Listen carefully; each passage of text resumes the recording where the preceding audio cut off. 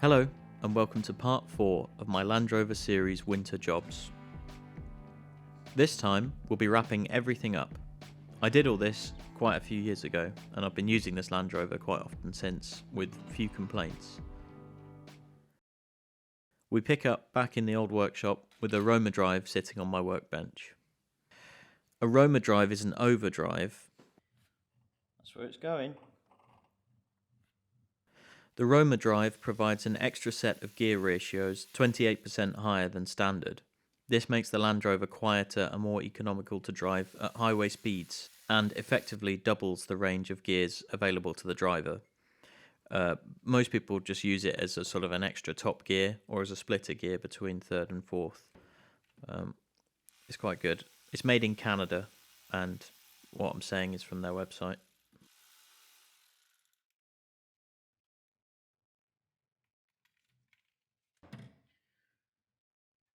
If you do a lot of road driving, they can be particularly useful.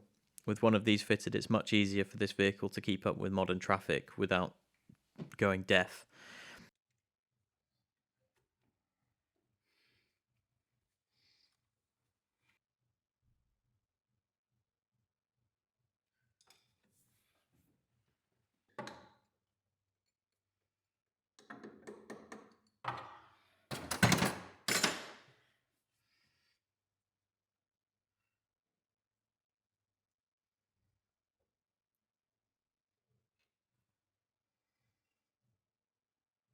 Installing an overdrive like this is fairly straightforward. You have to take the back off of the gearbox, transfer box, and bolt it on. And then there's a lever to put the roverdrive in or out when you're driving. It is that easy.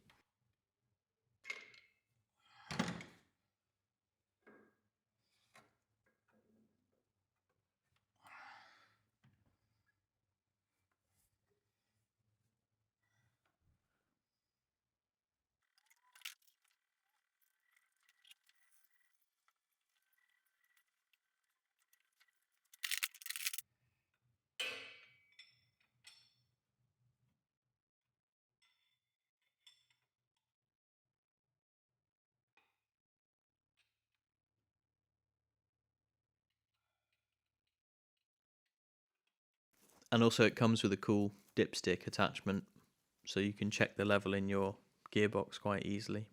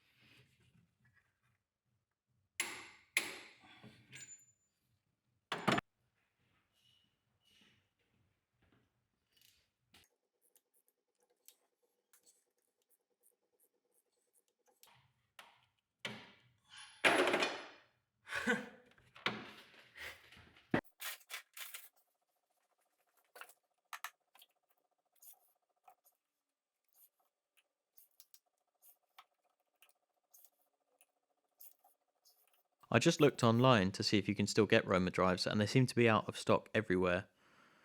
But as far as I've heard, they're the best.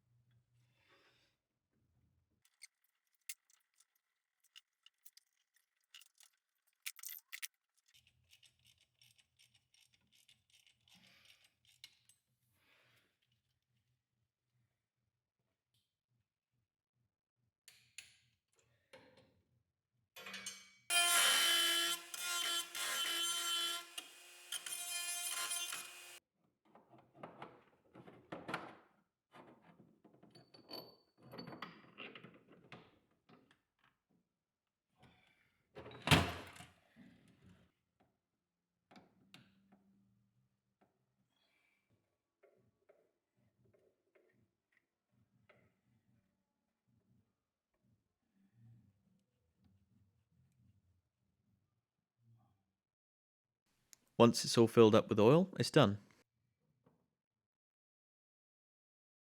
I did make a modification to the lever.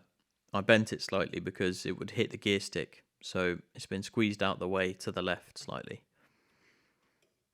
Also, I fitted an aluminium cover for the bottom of the transfer case with fins in it to help keep it cooler. This is also from the roverdrive people.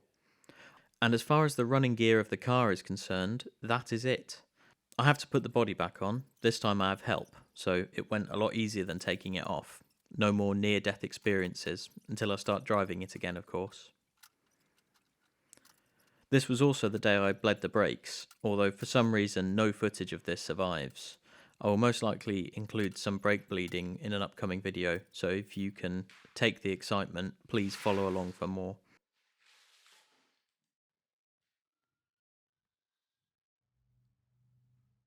I wanted to fit some seatbelts. It had lap belts when it came to me originally, which didn't fill me with joy or confidence, so I got some inertia reels and the little triangular gusset things for the hardtop Land Rovers to fit. I also fitted some seat backs with headrests, which, while not only a stylish addition, also add an element of comfort to this otherwise Spartan cockpit.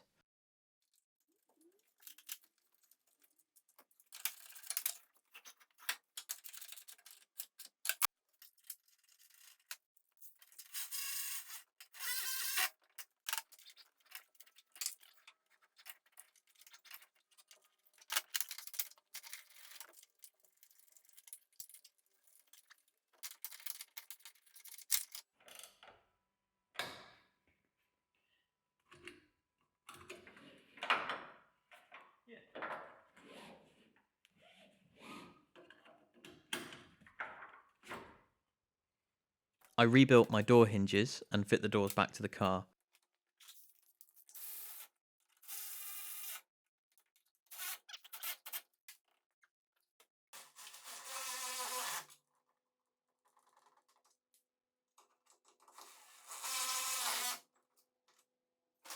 The doors now shut like a Golf, as long as you slam them really hard.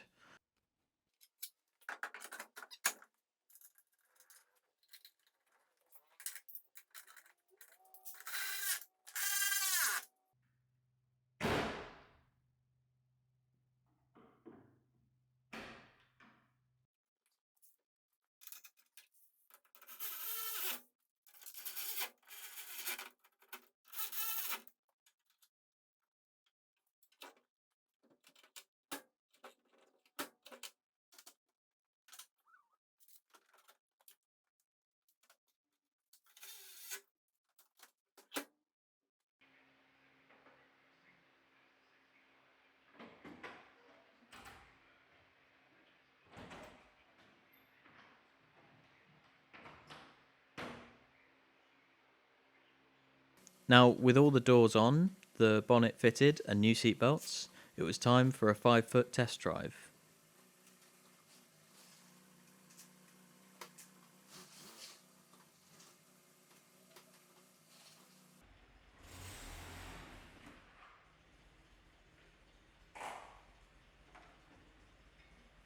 Great.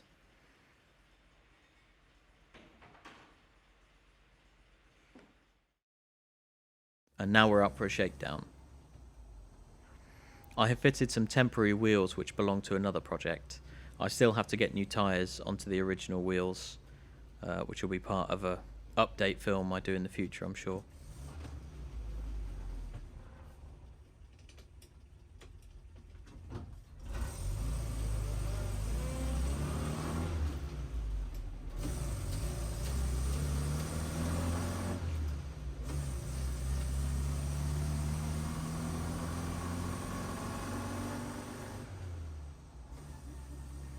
I'm really pleased with how all these jobs turned out.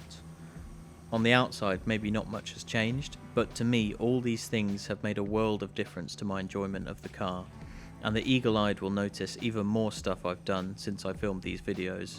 I'll do an update film with more bits and pieces on this car, like changing the oil and giving it a service, undersealing it, getting those tyres fitted, and a general appraisal of how it is now that I think it's finished.